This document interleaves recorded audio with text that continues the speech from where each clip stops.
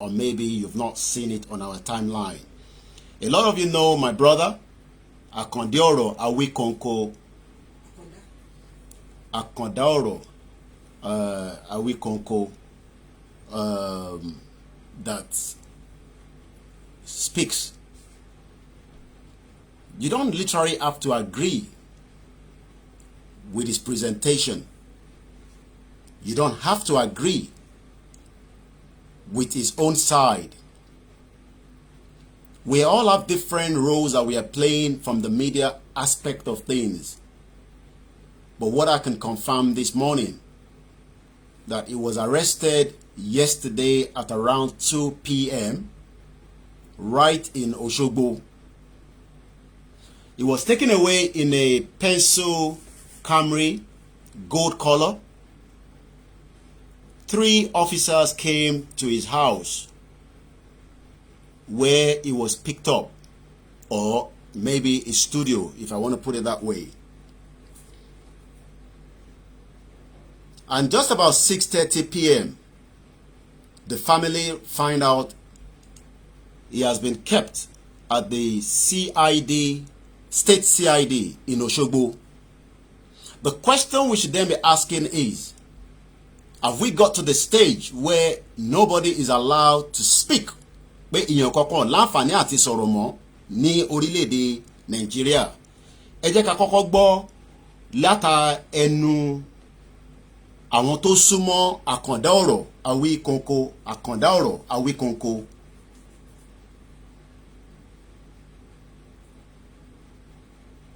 Ẹ jẹ́ ká kọ́kọ́ gbọ́ lẹ́nu wọn, and then I will play the audio that came after that. Once again, my question is, ṣé àti débi tí a láǹfààní àti máa sọ̀rọ̀ ní orílẹ̀-èdè yìí mọ́? Èmi bẹ̀rẹ̀ ni o. Because if somebody is expressing his mind to the public, just like we do around the world, you criticize the German government, the French government, the American government, the United Kingdom, and everywhere we are around the world. What makes it different in this country called Nigeria? Kí ni ìyàtọ̀ tó wà níbẹ̀ tí a láǹfààní àti bá àwọn èèyàn sọ òtítọ́ ọ̀rọ̀? Lánàá, ẹ rí pé àwa jáde lánàá, but nígbà tí máa fi jí láàárọ̀ yìí, mẹ́sẹ̀jì ti wá sí orí fóònù mi pé Akondaoro Awikonko tí gbogbo yín mọ̀ dáadáa bí ẹni mọ̀wó, ẹni bá náà wọn ò mọ̀ irọ́ ló ń pa. Ẹ lè má agree sí gbogbo tó ń sọ, kò ń ṣe dandan láti agree sí. Àwọn kan ní ẹ kò sọ̀rọ̀ kinní kan, but ní àsìkò yìí nísìn, ṣé ó ti dé stage pé kí ẹni tó ń sọ̀rọ̀ kẹ́rù máa bà á láti sọ̀rọ̀, pé kíjọba má bàa gbé? You can see why a lot of Nigerians are scared. This is the reason why they are scared. Ẹ jẹ́ ká gbọ́ látọ̀dọ̀ àwọn tó súnmọ́ dáadáa. Ẹ káàbọ̀ sórí ètò. Ẹ ní láti fún wa ní orúkọ yín, àmọ́ bẹ́ bá fẹ́ fún wa ó kù sí yín lọ́wọ́. Ẹ ṣàlàyé fún wa kí ló ṣẹlẹ̀ gangan. Ṣé ń gbọ́ mi? Ẹ bá mi súnmọ́ síbi tí kò sáriwo, torí pé ọ̀rọ̀ tá gbé wá ọ̀rọ̀ tó ṣé ń gbọ́ mi? Ẹ ní láti sún kúrò níbi táriwo bá wà kẹ́ lè bá gbọ́ mi dáadáa. Ẹ káàárọ̀. Ẹ fún wa ní kí ló ṣẹlẹ̀ gangan, àti pé èmi gbọ́ yín,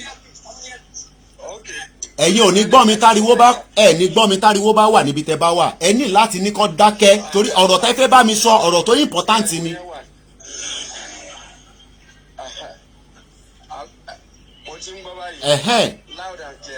Ẹ gbóhùn sókè, ẹ ṣàlàyé ọ̀rọ̀ fún wa, torí ọ̀rọ̀ náà la máa fi sọ.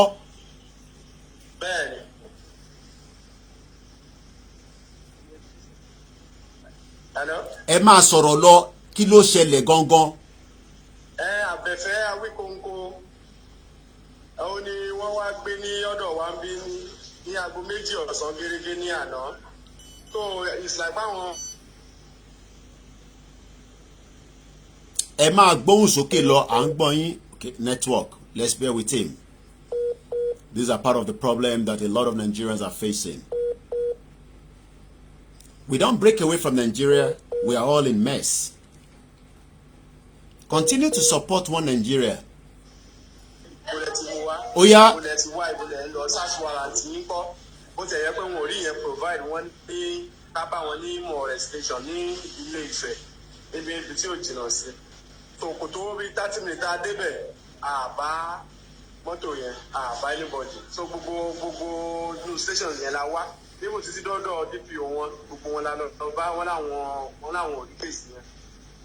So ó jẹ́ gbogbo nǹkan tí à ń point fún lórí ẹ̀. Ìgbà tó wá di aago 6 àná làwa rí nọ́mbà yẹn pé wọ́n pè tó wá ní Òṣogbo ni àwọn wà. So kí gbogbo ọmọ Nàìjíríà kí wọ́n gbà wá báyìí o because dáyé pé ẹni sùúrù nọ́mbà talẹ̀ pè tí ẹ fi bá wọn sọ̀rọ̀ tó fi ní CID Òṣogbo làwọn wà torí láti máa gẹ́ẹ̀tì gbogbo pọ́ìntì yẹn dáadáa. Ṣé gbọ́ mi?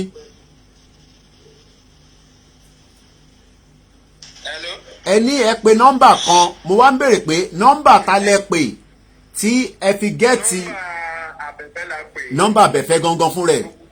Bẹ́ẹ̀ni nọ́mbà torí fóònù ẹ̀ méjèèjì náà gbà. Ok. Fóònù ẹ̀ méjèèjì yẹn dẹ̀ wà hàn tá a pé láti tí kan ti pe àbóhùn ẹ̀. So ìgbà tó wá di 6 lánàá tí wọ́n pick ẹ̀ ìkan lára àwọn officers yẹn ni kó tó di pé wọ́n gbé fún un. So nǹkan tó dẹ̀ sọ náà ni pé Òṣogbo ni àwọn wà.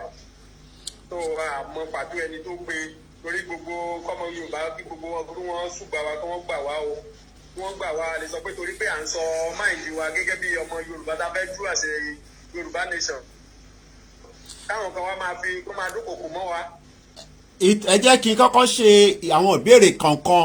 Àwọn mélòó ni wọ́n wá àti pé ṣé wọ́n wọ yúnífọ́ọ̀mù wa ni ṣé wọ́n mú ìwé kankan wá láti sọ pé arrest warrant lélẹ́yìí fún arákùnrin tí à ń sọ̀rọ̀ ẹ̀. Wọ́n ò wọ yúnífọ́ọ̀mù. Àwọn mẹ́ta ni wọ́n ò wọ yúnífọ́ọ̀mù.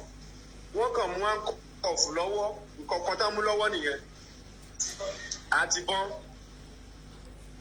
Ṣé àwọn tó wá yẹn ṣé ẹ rí wọn bá ṣé òyìnbó lẹ fi bá wọn sọ̀rọ̀ àbí Yorùbá ó ní kankan tí mo fẹ́ mú jáde níbẹ̀ àbí èdè míì mo fẹ́ mọ̀ bóyá aráàlú èdè kan ni wọ́n bọ̀ kí má tí castigate mo fẹ́ kẹ́yìn sọ fún wa.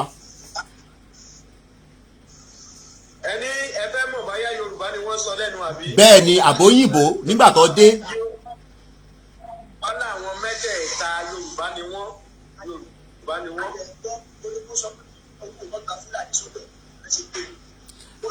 Ẹ jẹ́ kí ẹni tó ń sọ̀rọ̀ lẹ́yìn yẹn ó dà ń pẹ́ tó ń sọ̀rọ̀ lẹ́yìn a ní láti gbọ́rúkọ wọn kọ́kọ́ sọ because bí àwọn mélòó lẹ́wà ń bẹ nígbà tó dé yàtọ̀ sí àwọn mẹ́ta tó wá yẹn ẹ̀yin mélòó gan lẹ́wà lórí ìdúró tẹ́ ń gbọ́rọ̀ tó fi ń ṣẹlẹ̀ nígbà tí wọ́n wá gbé. Àwa tá a wà ń bẹ̀rẹ̀ a tó bí mẹ́wàá ok. Bẹ́ẹ̀ ni òǹkàlùkù wa ń kọ nǹkan lórí tábìlì ibi tá a wà tá a ń kọ nǹkan so ìgbà tí abẹ́fẹ́ sí tán tó lóun fẹ́ wọnú mọ́tò a rí i pé àwọn pípù yẹn tó ń lọ páàkì mọ́ lẹ́nu tó bá dẹ̀ tó ń mọ nǹkan tó ṣẹlẹ̀ wọ́n ti yọ àǹkọ̀ síta so the first thing tí wọ́n kọ́ béèrè ni pé ṣé ìwọ ni Àbẹ̀fẹ́ Awikonko tó nǹkan tó kọ́ béèrè nìyẹn tó fi jẹ́ fi tàbí ní ìdánilójú pé Yorùbá ni wọ́n orí Yorùbá làwọn mẹ́tẹ̀ẹ̀ta. so tí bá gbọ́ yín dáadáa nígbà tóun ṣe tán ó fẹ́ wọnú mọ́tò rẹ̀ ó fẹ́ máa lọ ni ẹ̀yin wọ́n wá ń bí pé ṣé ìwọ ni Àbẹ̀fẹ́ Awikonko àbí bẹ́ẹ̀ kọ́ ní èdè Yorùbá. Bẹ́ẹ̀ni. Ó yá à ń gbọ́ yín lọ. Ní èdè Yorùbá nǹkan tí wọ́n béèrè nìyẹn. Bẹ́ẹ̀ni. So nígbà tẹ wá stẹ́yìn náà wá súnmọ́ wọn kí làwọn nǹkan tẹ wá ń gbọ́ sétí kó tó di pé àbí bọ́ ṣe fi áńkọ̀pù sí lọ́wọ́ yẹn wọ́n kàn drive lọ ni wọ́n dẹ̀ lọ bẹ́ẹ̀ sọ á. Wọ́n drive lọ wá láti dá wọn dúró pé kí ló ṣẹlẹ̀ kí ni nǹkan tó ṣe tó ìgbà tó di pé àwọn mẹ́tẹ̀ẹ̀ta máa sọ̀rọ̀ Yorùbá náà dẹ̀ sọ lẹ́nu wọ́n ní káwá bá wọn pé àwọn ò lè sọ̀rọ̀ níbi táwọn wà yìí pé káwá bá wọn ní police station ní èyí tí ó jìnnà sí ibi tí wọ́n gbé lọ so unfortunately bá a ṣe débẹ̀ là tún àárí wọn mọ́ àlọ́ apá DPO àbá too many people tá a bá sọ̀rọ̀ mẹ́rin wọ́n láwọn ò rí traces wọn tó káwọn ọmọ Yorùbá kan jọ kan gbà wá o àmọ́ bí tán gbé lọ torí ọ̀rọ̀ tí ó sọ tán nípa ti Olúwo pé kí wọ́n má gba àwọn ọmọ Fúlàní pé kó má kó wọ́n sẹ́yìn kó má pẹ̀rú pọ̀ mẹ́rin ẹran àtìgbà yẹn láti ń rí àwọn oríṣiríṣi threatening ti yìí o ó tó di pé wọ́n wá lánàá. ṣé a lè sọ pé ní kó tó di pé wọ́n wá ní àná yẹn ǹjẹ́ fìrìfìrì ti wá bẹ́ẹ̀ bí ọlọ́pàá wá ságbègbè yẹn tẹ́lẹ̀ àbí báwo. Kò sí fìrìfìrì púpọ̀ ju àwọn messages tí a máa ń rí lórí tá a bá ti post iṣẹ́ tàbí tó bá ṣe live tó àwọn ọ̀rọ̀ kò bá kò pé tí àwọn ọmọ àlè Yorùbá kan máa ń sọ tó ìyẹn jẹ́ gẹ́gẹ́ bí nǹkan tá a lè fura sí torí àwọn kan wọ́n máa sọ oríṣiríṣi àwọn ọ̀rọ̀ pé ìwọ ọwọ́ máa tó mú ẹ kìíní kan máa nǹkan báyìí là ń rí. àwọn tó wá yẹn ṣé mọ́tò ọlọ́pàá ló gbé wá àbí personal vehicle ló gbé wá. Pẹ́ńsù Camry kan ló gbé wá golden colour báyìí ó náà gbé wá. ǹjẹ́ wọ́n gbé mọ́tò àbẹ̀bẹ̀ náà lọ. wọ́n gbé mọ́tò tiẹ̀ náà lọ pẹ̀lú wọn. ṣé inú mọ́tò tiẹ̀ ni wọ́n bá lọ ní àbí mọ́tò pẹ́ńsù Camry tó gbé wá yẹn inú mọ́tò wo ni àbẹ̀fẹ́ fi bá wọn lọ àti pé ta ló wa mọ́tò yẹn lọ. àwọn ìkan lára wọn ló wa mọ́tò yẹn lọ ọlọ́pàá ló wà ìkan lára wọn ló wà so inú títí wọn náà gbé àbẹ̀fẹ́ sí so ìkan wọ̀ jáde nínú àwọn mẹ́tẹ̀ẹ̀ta yẹn wọ́n á ń wa ti tàbẹ̀fẹ́ tẹ̀lé wọn. so àwọn mẹ́ta péré náà ni wọ́n wá kí ni. àwọn mẹ́ta ni wọ́n wá tí wọ́n dẹ̀ gbé ìbọn lọ́wọ́ tí wọ́n dẹ̀ fún wọn kọ. irú ìbọn wo ni wọ́n gbé dání ṣé ìbọn kéékèèké àbí àwọn onígúngùn irú ìbọn wo ni wọ́n gbé wá ṣé ìbọn ńláńlá ni àbí àwọn oní kéékèèké. ìbọn gidi ni o kò ṣe pistol ìbọn AK-47 nínú mẹ́tẹ̀ẹ̀ta tí wọ́n gbé recognize AK-47 nínú ẹ̀ so ìbọn mẹ́ta náà gbé lọ́wọ́ níbọn ńláńlá ráàbù gidi náà gbé lọ́wọ́.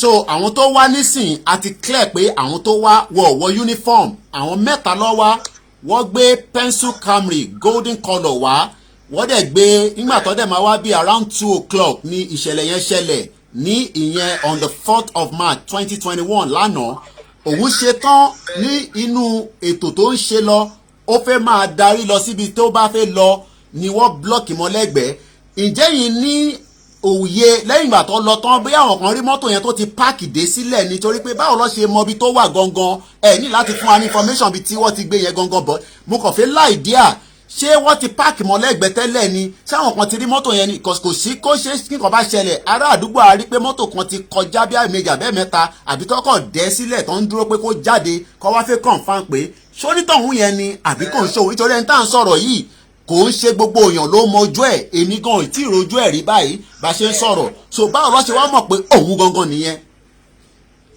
ẹ wo ọpọlọ yóò ní jọba wọn ní tí ò bá ti lọ́wọ́ onílé nú àlejò lè mọ júwèé ìjọsìn èkó onílé sí so ọ̀rọ̀ yẹn ṣe ṣe wá ní kàyéfì because èmi tẹ́ ẹ̀ ń bá sọ̀rọ̀ yìí àjànàkú akéwì mi kò sẹ́ni tó mojú àwa méjèèjì sẹ́ni tó mọ̀ wá ohun wa nìkan náà máa ń gbọ́ káàkiri àgbáyé kò sẹ́ni tó mọ ojú wa so ìgbà tó ní kó wá síbi bẹ̀yẹ lánàá nǹkan kan tá a mọ̀ ni pé mọ́tò tó ń gbé wá yẹn ẹnìkan wà nínú ẹ̀ nítorí iwájú bíbẹ̀ òjìnà sí ibi tí everybody lè park sí gẹ́gẹ́ bí ibi tó yẹn ti lè ṣe fàájì so ẹnìkan tó wà nínú ẹ̀ àmọ́ irúfẹ́ ẹni tí ó jẹ́ lẹ́tà láti mọ̀ pé òun ló ń ṣọ́ mọ́tò tí àbẹ̀fẹ́ park sílẹ̀ pé ẹni tó ní ó máa tó dé so ẹnìkan nínú wọn náà bọ́ sínú agboolé ó jókòó síbẹ̀ so ìgbà tí aláyé ṣe tán tó lóhùn. ẹ ní sùúrù kíkọ mo fẹ́ clear àárín yẹn ẹnẹ́nìkan ó jókòó ṣé lára àwọn ọlọ́pàá yẹn náà ni ó kọ̀ dọ́gbọ́n. lára àwọn ọlọ́pàá yẹn ni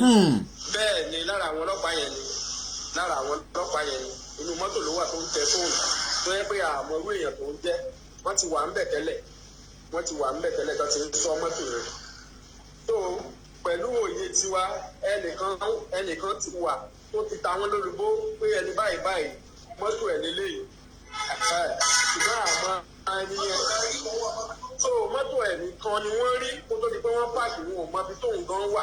ok wọ́n tí wọ́n ń wò ni pé ó fẹ́ owó yá ẹni tó ní mọ́tò yìí ajáde síta bẹ́ẹ̀ ni. ó dà kó tó di pé màá fi yín sílẹ̀ torí a máa ṣe update lọ lórí ìṣẹ̀lẹ̀ tó ṣẹlẹ̀ yìí ìgbésẹ̀ wo lẹ ti wá ń gbé báyìí lórí ọ̀rọ̀ yẹn yàtọ̀ sí pé àwa ti bẹ̀rẹ̀ sí ń fi tó àwọn ọmọ káàárọ̀ òjíire àtàwọn tó sì sọ pé Nàìjíríà ni wọ́n àtàwọn tó wà lókè òkun àtàwọn tó wà nílé ìgbésẹ̀ wo lẹ ti fi gbé báyìí àti pé. Ara ìgbésẹ̀ tá a gbé òun náà ló jẹ́ kí ẹ̀yin yìí náà mọ̀ pé nǹkan báyìí ṣẹlẹ̀ àkọ́kọ́ nìyẹn then àti kọ́ńtàtì àwọn èèyàn wa láti bá kábíyèsí sọ̀rọ̀ ìyẹn ọ̀nà ìrìnsà orí ìlú Ilé-Ifẹ̀ ni wọ́n ti gbé. Okay. I understand. Àgbọ́yé. Kọ́ńtàtì wọn. Okay. Then a tún ti bá olórí Ṣubúọlá sọ̀rọ̀ ìyẹn ìyálájẹmọ́rẹ̀ mi.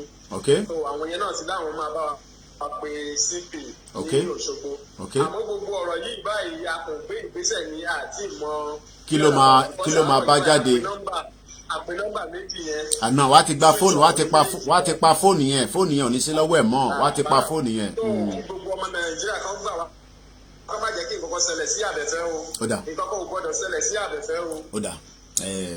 Ẹ ṣe gan alàgbà mi èmi á tún máa bá yín sọ̀rọ̀ ẹ jẹ́ kí èmi máa bá ètò nìṣó èmi àti yín á tún máa sọ̀rọ̀ lẹ́yìn tó bá ṣe ń lọ èmi á máa fi tó àwọn tí à ń bá sọ̀rọ̀ à máa fi tó èmi àti yín á tún sọ̀rọ̀ lẹ́yìn ẹ ṣe gan ẹ kú àdúrótì ó máa ṣe é ṣe láṣẹ Èdùmàrè màá bá yín sọ̀rọ̀ later. For the benefit of our Yorubas brothers and sisters that might not have understand what has been said by the caller, because when we speak English so many people get a little bit angry, upset, thinking maybe we want to satisfy our brothers and sisters from the Biafra. Yes, we can't satisfy them. They are fighting for same cause just like us. But we have to remember that we have so many Yorubas, even living in Nigeria, that do not understand Yoruba. So taban communicate, lóde Yoruba nìkan, how do I get a message to my brothers and sisters, our children that do not understand Yoruba? And that is why we must speak English. Some sure do not speak English. That is fine. Pure Yoruba. But me, on this platform, we mix it together. But let's go back to the conversation. What the person that spoke to us was giving us a background. A lot of you, let me just show you what you might have seen of this person we are talking about. But before I do so, let's first hear the audio that was released just after it was released yesterday. I've seen a lot of you commenting, oh, it's not this, it's not that. Okay, so because it's not in support or is talking about Yoruba Nation, this is not about Yoruba Nation now. He's a Yoruba man. And we must stand shoulder to shoulder with every single Yoruba, even Omoyele Sowore. And that is what you need to understand. If you say it is because I am speaking, I'm saying because we are a Yoruba Nation, nìkan nìkan máa so ẹni tó bá mú nísìn ó láti jẹ́ ẹni tó jẹ́ pé tó ń sọ̀rọ̀ Yoruba Nation nìkan. This is injustice that is taking place on a daily basis. So many people are facing this same difficulty that millions of people do not even know.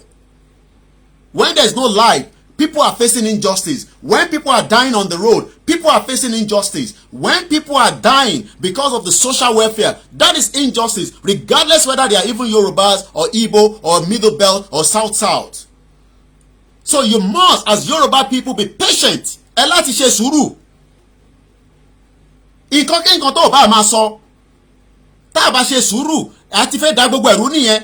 Omoyele Sowore says it's not Yoruba, and so flipping word. Let me be careful with my word this morning.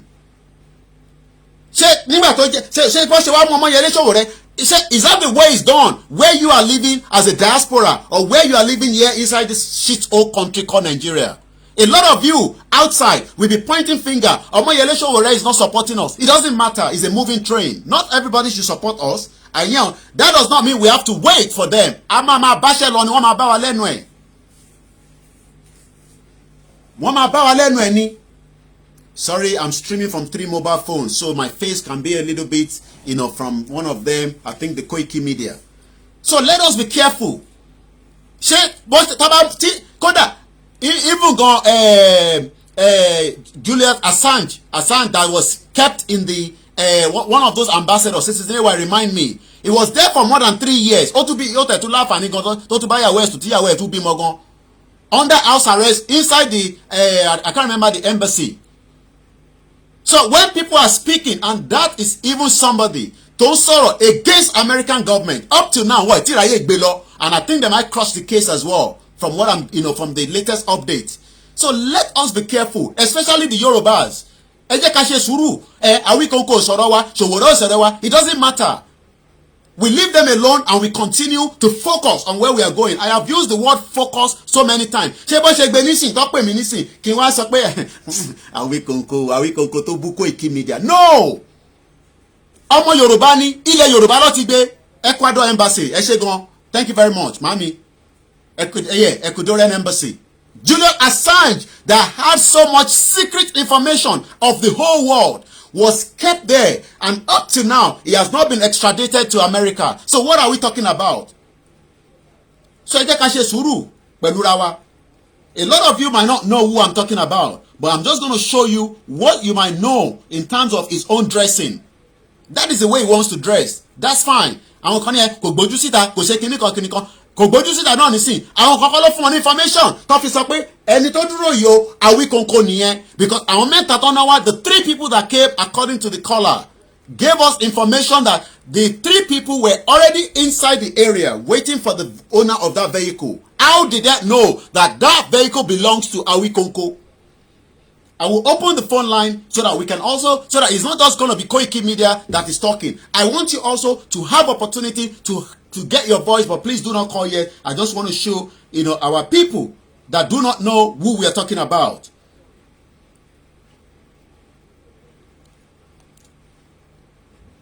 Once again, my name is Olayomi Koiki. I want to give you the last broadcast he must have done. This is him, for the benefit of those of you that do not know who we are talking about.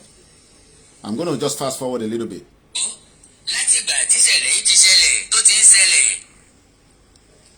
ọ̀pọ̀lọpọ̀ àdánù ló ti wọlé tó àwọn gangan fúnra wọn. Ẹ̀bi wípé kìnìdé, ìdí ni wípé ohun tí wọ́n ń kó wá, ntí tètè bà á jẹ́ ni. Yes, ó ní iye ọjọ́ tí tìmọ́ọ̀tì lè lò tí ó fi somi dànù. Ó ní iye ọjọ́ tí ata lè lò lọ́nà tí yóò fi rà dànù tí yóò fi di ẹ̀sà. Láìsí. Let me just pause that. Is it not the same intel that must have been given so that they were waiting for Chief Sunday Adeni Adeyemo Igboho Osha last week Friday? This time last week Friday, nobody knew that some DSS were waiting for him on the motorway right here on Lagos Ibadan Expressway, right opposite Guru Maharaji. He was still getting ready, but somebody somewhere gave the intelligence. And I think, just let's hear a little bit more from our brother that has been kidnapped, because I'll use the word kidnapped, not arrested. But definitely somebody gave out an information of somebody that dressed like this, that nobody knows his face apart from the voice. So it must be somebody. For what? Nigeria will break. It doesn't matter how it's going to break. Ó máa lọ níjọ́ kan náà ni. Díẹ̀ ló kù, à ń fẹ́ lọ́wọ́ ni. À ń fẹ́ lọ́wọ́ ni. Nílẹ̀ wa, nígbà. Let's hear again from my brother.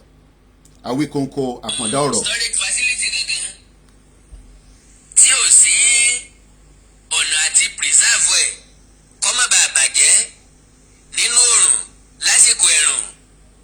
Àwọn gangan ti mọ iye àdánù tó ti wọlé tó àwọn. Mo rẹ́ nìkan tó ń ṣàfihàn tòmátò tí wọ́n tà fóun ní ṣémìnà ni tòmátò 120 naira. So what am I trying to say here? In a situation where we have a country, ṣé bó ṣe wọ́n arrest èèyàn nílùú òyìnbó nìyẹn, where an officer will come to my house without an arrest warrant, a máa bára wa jẹ̀ṣẹ́ gidi ni. Àwọn kan tẹ̀ ní ṣe. A máa jọ bára wa jẹ̀ṣẹ́ gidi. But this is why we say the injustice is just too much. Even if this country was working, we still have the right to criticize any government, regardless of which government is there, regardless of which chase is there, regardless of the local government. Bó ṣe láti wà nìyẹn. But in a country where everybody is not doing anything, everybody is keeping quiet. Ṣé bá ṣe máa bá lọ lélẹ̀? Is this the way we are going to continue? And nobody wants to say anything. Everybody's keeping quiet. The message was sent to me just about 2100 hours yesterday, but because we were so busy, we didn't get to the house until very late in the midnight. Because I'm sure a lot of you saw that we were in Ekiti and we went to do campaign awareness in Akure. Continue to support One Nigeria. One Nigeria that is not working. We traveled on a road yesterday for 1 hour. Apart from the convoy, because everybody is scared. Everybody is titi. 1 good hour. I timed it. 1 hour we drove yesterday on our way back from Ekiti. No good road. No one single vehicle was there apart from the convoy. Lole escort to mama fi gbolo pa káàkiri. Àbí tó máa ní security tiẹ̀. Ìyẹn la ṣe sọ fún gbogbo yín, enough is enough. Let's exit from this shit old country. It's not working for anybody. And I don't want to see anybody saying, Awikonko support and so bloody what? Torí pé kò support ẹ ká fi sílẹ̀ nísìn. Ẹ wo bó ṣe kidnap man kan náà tó wá láti ìlú òyìnbó until tá bẹ̀rẹ̀ sí pariwo ló release ẹ̀. For 3 years he was kept in remand. Ẹ mọ Yorùbá tó fi sí prison tí yàn kankan sọ kankan sí. Injustice all over the place. And my message is that it's because we don't want to focus on so many things. We want to concentrate on what we are doing. But this is a media person that we must speak up for.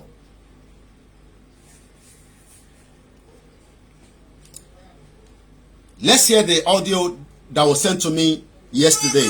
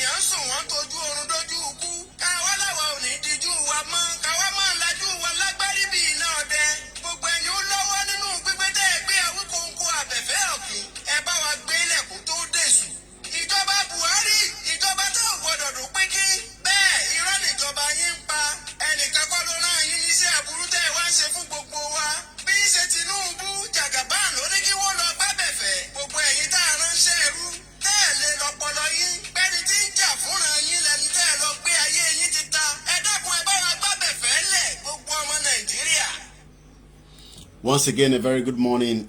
Somebody said I should calm down. I don't understand when people say we should calm down for what? I think some of you don't even understand what our people are going through. Jókòó sí lóyìnbó, mọ táwọn èèyàn wá face nílé. Má ní kẹ́mi calm down. I have the opportunity. Look, if I want to go back to UK today, I just buy my ticket and I travel back. So when people say I should calm down, I don't understand what you mean by I should calm down. Calm down. So we have bandits moving all over the country. The government is not looking for them, and you're saying we should calm down. Yes, I can calm down. All I just have to do is buy my ticket and go back, and we close the whole chapter.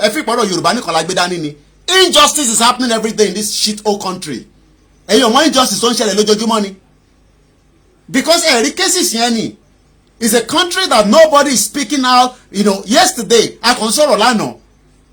Báwọn boys mi ṣe gbé camera pé kọ́kọ́ take picture lásán gbogbo àwọn boys yẹn sá lọ ni. I have to calm them down pé ẹ ṣe sùúrù àwọn tó ń bá wa ṣiṣẹ́ ni because nobody wọ́n ti ń bá mi sọ̀rọ̀ lọ Senator Ojodu àbí whatever that guy is, I don't know, nígbà tá à ń travel lánàá àwa fẹ́ rẹ̀ pé ní petrol station ní bob máa yẹn ó ń bá mi sọ̀rọ̀ ló ń bá mi sọ̀rọ̀ kí ni wọ́n gbé fóònù jáde báyìí àti kámẹ́rà lọ gbé dáadé ó sá lọ ni mo rántí pé ẹ ṣe sùúrù.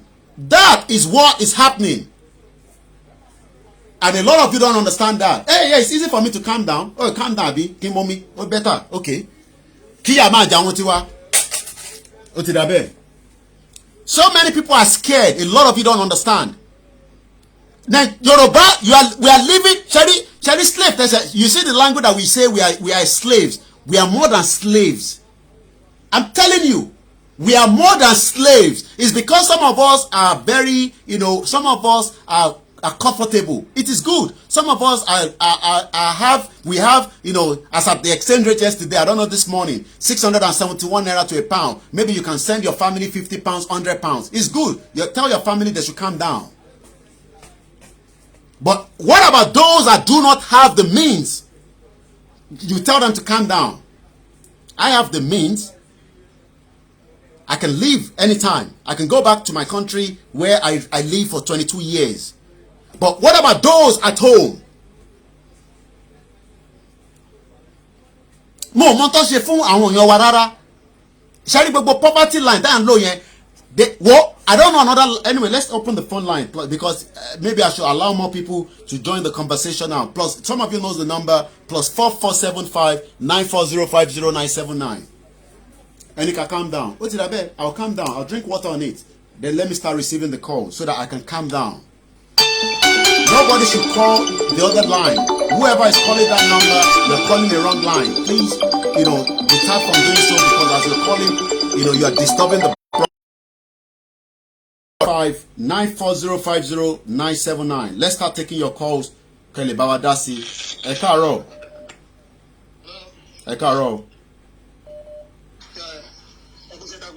I want here.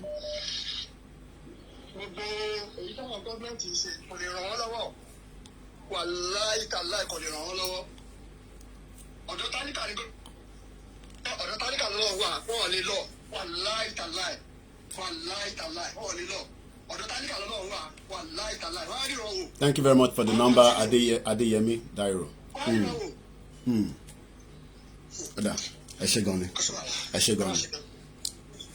Wọ́n rú ẹ̀jẹ̀ wa lójoojúmọ́. Last week Friday ni wọ́n kidnap Chief Sunday.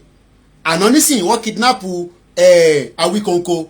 Ẹ jẹ́ ká túbọ̀ gbọ́ látẹnu ti gbogbo yín +4475 94050 That is the number. Ẹgbọ́n sókè alàgbà tó ń pè. Hello sir, ẹ̀ka ọ̀rọ̀ ẹ̀kọ́ ọ̀rọ̀ ìlú sir. Làwa nìyẹn. So nípa ti bàbá ẹ̀ tí wọ́n gbé Awikonko, mo sọ pé ìjọ wo ni àwọn fídíò kan tí àwọn sójà ní tó ní Awikonko mọ òun kó má jẹ́ torí nǹkan tó fi lọ gbé máa yẹn nìyẹn àwọn olórí burúkú yẹn. So sójà yẹn ló mọ òun dáadáa tó ń sọ àwọn information kan about location 419. So bí àtúrò yẹn náà ṣe lọ gbé bàbá oníbàbà. So because ẹ̀wọ̀n kọ́rọ̀ Nàìjíríà yìí lágbára. So Ọlọ́run fún wa ṣe o. Àṣẹ Gani.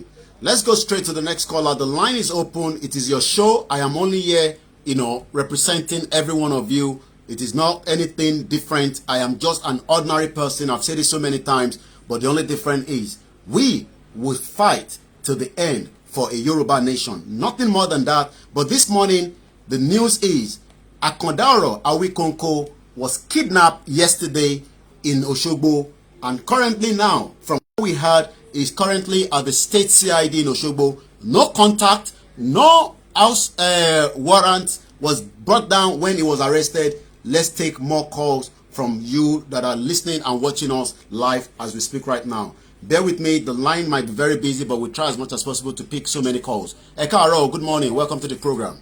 Hello. Ekaro. Mr. Koiki. Yeah, Pastor Doso from South Africa. Yeah, we're pinning the number down as well. Yeah, I'm really enjoying the program. Don't mind those people who are saying, hey, calm down. Don't mind them. Even once that we stay here, you are very fine. But the whole thing is just way too much. So don't mind those people that say you calm down. So I will really support you guys, and we are with you. Even us in South Africa, we are doing our best as well. Thank you very much. Thank you, sir. Because something good doesn't come cheap. So I want our people to know that. Okay. Thank you very much. Thank you. +4475 94050 Lánàá wọ́n ti gbé Àkàndá ọ̀rọ̀ Awikonko. A lot of you know him very well. I don't have to tell you who or what he says. It doesn't matter what he's saying. It doesn't matter how he says it. It doesn't matter how you feel about him. He's a Yoruba man and he has been picked up just like Omoyele Sowore and just like so many Yoruba people that have been kidnapped, kept in the dungeon of this government that is now becoming a more, difficult for so many people. We have another caller. Egbon okay. Good morning. Hello, caller. You're live with us already. Good morning. Good morning. Ẹ bá wa gbóhùn sókè. Èrò tó ń wò pọ̀. Àwọn tó dẹ̀ fẹ́ wọlé pọ̀. Ẹ ti wọlé. Ẹ gbóhùn yẹn sókè. Ṣé kò káyìn lára ni? Bó ṣe ń kẹ́mi náà lára ni? Àwa nìyẹn. Ó ń ká wa lára ní sà. Ṣé rí nǹkan tí mi rí nínú ni wípé ṣe rí àwọn tá a ní ní as our leaders tó jẹ́ Yorùbá land tá a ní ní leaders ní Yorùbá land, they are the problem of our race. But the only thing I just see is that ṣe rí we don't need to stop. Àlẹ́ ní kókè ẹnìkan wà tó ń jẹ́ agitation, wọ́n ṣe agitation fún another place bóyá àwọn ò wà in a race of Yorùbá nation pé àwa ní supported. That is a big lie. We have to fight for that because àwọn èèyàn wa ni wọ́n ń pa. We don't gbọ́dọ̀ máa lajú wálẹ̀ because àmẹ́ni tó máa kàn lọ́la. Kò sẹ́ni tó máa kà lọ́la. And this our government, they are every day the problem yẹn ṣẹlẹ̀ every day and they are not ready to surrender for us. My only option is that tí àwọn youth ò bá ti dìde láti burn down national rock yẹn, I don't think something is going to be well okay with us or in that country. Okay. All right. Ẹ ṣé gan ni. Ẹ jẹ́ àtúfẹ́ lómi láyé cause call yẹn pọ̀ mo dẹ̀ fi make sure pé I'm still here, I'm not in a rush, so there will be so many of you that will hear your voice, but if you have called already, try not to call again. I'll keep refreshing the phone. The line will get through. You will get through. It doesn't matter. The number is +4475 9405079. Mo kí gbogbo yín níbikíbi tẹ́ ti ń wò wá lẹ́kìtì ní Kogi ní Kwara ní Ọ̀ṣun lógùn state ní Lagos all over the world. Wọ́n ti gbé àkàndá ọ̀rọ̀ tó bá jẹ́ pé Ọlọ́run fún wọn ṣe ìtorí pé ẹ má bínú bàbá mi ẹjọ́ torí Ọlọ́run tó bá jẹ́ pé Ọlọ́run fún wọn ṣe but Ọlọ́run tó fẹ́ fún wọn ṣe tó bá jẹ́ pé Ọlọ́run ti fún wọn ṣe ní last week Friday tó bí anyway ẹ má kẹ̀ kí n sọ tó wà lọ́kàn mi tó bá jẹ́ pé Ọlọ́run fún wọn ṣe tó rí bàbá wa Sunday gbé ní last week Friday àmọ́ pé àwọn kan inú London bọ̀ kò ń ṣe bí àwa wà láìta láì súnmọ́ bí láì kò ń ṣe bí àwa mo ṣeré ẹgbọ́n sókè bàbá mi mo mọ̀ pé láti London lẹ ti ń pè àbí ibi kan ní UK. ẹnu bàbá ẹkúṣẹ́ bẹ́ẹ̀ ni UK náà ní sá ẹkúṣẹ́ Ọlọ́run ní dójú tì yín o ẹ̀ẹ́dẹ̀ ní ṣe lásán pẹ̀lú ògùn Ọlọ́run because mo wà inú mi dùn gan and then a ní problem kan Nàìjíríà káláwọn èèyàn mọ bí àwọn diaspora ṣe ń fi fáwọn Nàìjíríà ní orí ọ̀pọ̀lọpọ̀ wa tó máa péjú báyìí lọ bisikọ́ bàbá kéèyàn tó lè fi àyè táwọn bá ń gbé ilẹ̀ ẹ̀kẹ́ tó lọ síbẹ̀ yẹn Ọlọ́run nìkan ló lè sọ yín lẹ́san ọlọ́mọdé kí ẹ sí lásán Ọlọ́run jẹ́ kẹ́ sí lásán Ọlọ́run jẹ́ ká sí lásán because ọ̀pọ̀lọpọ̀ kan táwa tún ń rí àwọn tó wà nílé yẹn ò rí because àwa ti wò pé àwọn tí wọn ò ní nǹkan tó wa tí wọ́n ṣe dáadáa fún wa báyìí tí wọ́n dẹ̀ ń sọ́fà tó ń lé tàlejò ń gbádùn àwa táwa ní nǹkan tàbá lè ṣe nǹkan wa bó ṣe yẹ ká ṣe ìgbádùn tiwa tó máa ju tàwọn lọ because àwọn tàdé ń ṣiṣẹ́ fún káàkiri lóyìnbó yìí náà àwọn ò tún gbàdúrà kí ìlú tiwa dà because wọ́n pè nínú tíbílù wa ò ṣe dà yẹn làwọn fi ń ní lọ síwájú táwọn wàá táwa wà ń bẹ tá a rí bó ṣe ń lọ ṣó yé síbẹ̀ là ń ṣe kùrùkẹ́rẹ́ irú ẹ̀ ní irú yín yìí Ọlọ́run ní dúdú tì yín sọ̀rọ̀ mi síbẹ̀ ṣé ní nǹkan tó fún àwọn pípé yìí ní agbára àti lọ́ọ́ máa gbé àwọn tó ń gbé ní pé wọ́n ti rí pé àwọn tó jẹ́ olórí wa tó yẹ kán jẹ́ pé àwọn náà máa fi ohùn ṣáwájú táwa máa tẹ̀lé wọn ní pé wọ́n keep quiet wọ́n sọ kankan so wọ́n wá wò pé òkè o àwọn tó wà lẹ́yìn yẹn táwọn bá ń ṣe àwọn tí wọ́n mọ nǹkan tó lọ yẹn táwọn máa ń fọpọlọ wọ́n so díẹ̀ sọ̀rọ̀ mi sì báyìí àwọn tó kù máa keep short nǹkan tó ń tẹ̀ láti sìn ní ẹ̀tọ́ lóhùn rẹ̀ lè fún wọn ṣe ọlọ́dẹ ṣe ń sìn dáyé social media because wọ́n sì tó bá ní social media opportunity ńlá tó ní fún ẹ sọ̀rọ̀ mi sì báyìí ẹ̀yẹ bẹ́yẹn bàbá ní orí ètò mo fẹ́ kí àwọn èèyàn wa máa dín àwọn èdè Gẹ̀ẹ́sì kù díẹ̀ sọ̀rọ̀ mi sì báyìí bó jẹ́ pé òun náà máa tún help wa díẹ̀ sọ̀rọ̀ mi and then ṣé wọ́n rí àwọn ìyálọ́jà kan wà tí wọ́n lọ opportunity. mo gbọ́n yín mọ́ alàgbà ọ̀dà ìtẹ̀bá wa san náà ti tó ká lè láǹfààní kẹlòmínà túlẹ̀ láǹfààní àti pè wọlé ẹjọ́ ká lè ṣe kó gbogbo ẹ̀ káwọn èèyàn lè pè dáadáa tó àwọn èèyàn fẹ́ pè torí pé Awikonko àwọn tó nífẹ̀ẹ́ pọ̀ èmi náà dẹ̀ nífẹ̀ẹ́ ẹ fi gbogbo iye ọmọ Yorùbá ni ẹgbọ́n sókè ó dà pé màmá wa ló wà níbẹ̀ ojú tí mo rí lórí status ló jẹ́ kí n sọ bẹ́ẹ̀ o ẹ má bínú. Hello, ẹ káàárọ̀. Ẹ káàárọ̀ màmá wa. Yes sir. Ẹ kú ètò. Ètò ni ẹ mà. Ààbò Ọlọ́run á máa dájú lórí yín o. Àṣẹ Èdùmàrè àmì Jésù Kristi insha Allah. Ṣé ẹ̀ ń gbọ́rọ̀ mi sà? Loud and clear. Ẹ wo ọkàn tiwa ò balẹ̀ rárá o. Especially èmi tí mo bá yín sọ̀rọ̀ yìí. Ọkàn mi ò balẹ̀. Gbogbo nǹkan tí wọ́n fẹ́ ni wípé kán ṣáà ti gẹ̀ẹ́tì olóyè Sunday Igboho down. Mo dẹ̀ gbàládùra wípé Ọlọ́run ò ní fún wọn ṣe. Àmín. Ìyà tó ń jẹ ọmọ Yorùbá ó ti pọ̀ jù. Kí ló dé? Ṣé bá ṣe máa bá lọ lélẹ̀ ni tó wá jẹ́ pé nìkan kan ò gbọdọ̀ sọ̀rọ̀ àfi kí wọ́n gbé. À ń gbádùn yín à ń gbọ́rọ̀ yín. Àwọn olórí wa àwọn bàbá àwọn ìyá kí wọ́n dìde. Kò sí ẹni tí orílẹ̀-èdè Nàìjíríà kò sẹ́ni tó rọ̀ lọ́rùn ẹni tí àwọn òbí ò bá ti ṣòṣèlú tóun náà kì í ṣe olóṣèlú. Ìyà yẹn ti pọ̀ jù. Tó ń ṣe kékeré ó ti kọjá pálí ṣúgà. Ọlọ́run ò ní jẹ́ kí wọ́n rí nǹkan kan ṣe f'Awikonko o. Àmín àmín. Agbára ọ̀tá ò ní ka yín o ẹ máa lọ rí ẹ máa bọ̀ rí o. Àṣẹ Èdùmàrè ẹ ṣé gan ni ẹ ṣé gan ni ẹja tó fẹ́ lómi láyè ṣe rí ìwọ tó ní ẹ ṣèbá Awikonko lọ́gbé ẹ Koiki kí ló kàn pé la Awikonko ọlọ́mọ ayẹ kó jẹ́ pé òun lọ́ máa gbé à ń gbàdúrà ẹ̀ ní o ẹja lọ sí ìlú Agége moment tó ń pè dáadáa lára àwọn olólùfẹ́ wa ni wọ́n ti já kúrò ẹ pè lẹ́ẹ̀kan sí gbogbo yín kó má jẹ́ pé ẹni tó bá ti pè tẹ́lẹ̀ ẹ jọmọ bẹ̀yìn ni torí pé kí ẹlòmíràn láǹfààní àti pè ẹ bọ́ bá ti pè tẹ́lẹ̀ ẹ gbóhùn sókè. Ok, hello Koiki, ẹ káàárọ̀. Ẹ káàárọ̀. I just have mo kàn ní just shoot things like this on the 4 to 4. Sherry, I want everybody to go to their Facebook or Instagram page. Kí wọ́n lọ ṣe hashtag free me no command here because I'm not really good in Yoruba. I mean, I want to you understand. Yeah. So everybody should go on their page and put it hashtag free social person. Let the whole world know what the useless government of Nigeria. Let them know what they are doing. And secondly, I want to support it's like they don't really understand what is happening. If they do understand it, it's fine. I have the opportunity for me to be able to send more than 100 pounds to my family, to my friends. On any basis. First is that we are tired of what is happening in that country. We are tired of what is going on in Nigeria.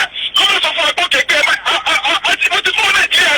I said, like, I was 12 years old. So they don't expect me, call me, see you back, call me, they see the journalists don't call me or your body.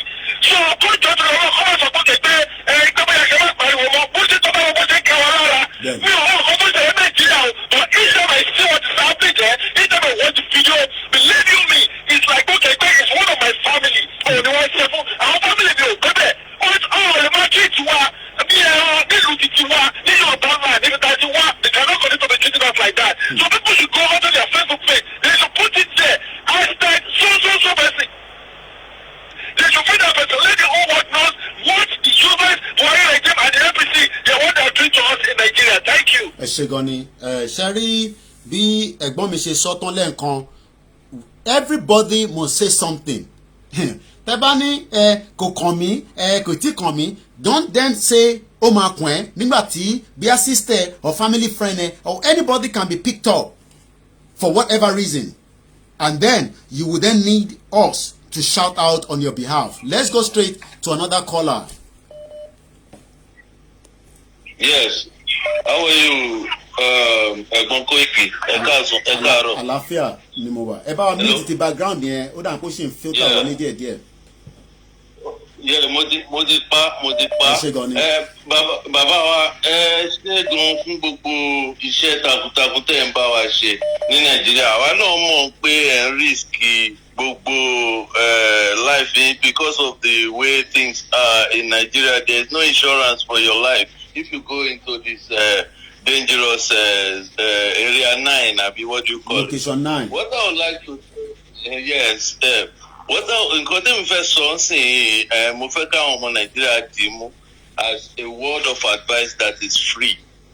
They will use all forms of intimidation against Yoruba agitators. Just like what happened in the Hugo Chavez revolution in Venezuela. They will use the media to ignore you as if nothing is happening in Nigeria. NTA, the revolution will not be televised, but they made a mistake. Social media is televising it. Now, the human rights injustices will also not be documented if we do not fight and to show them that if they catch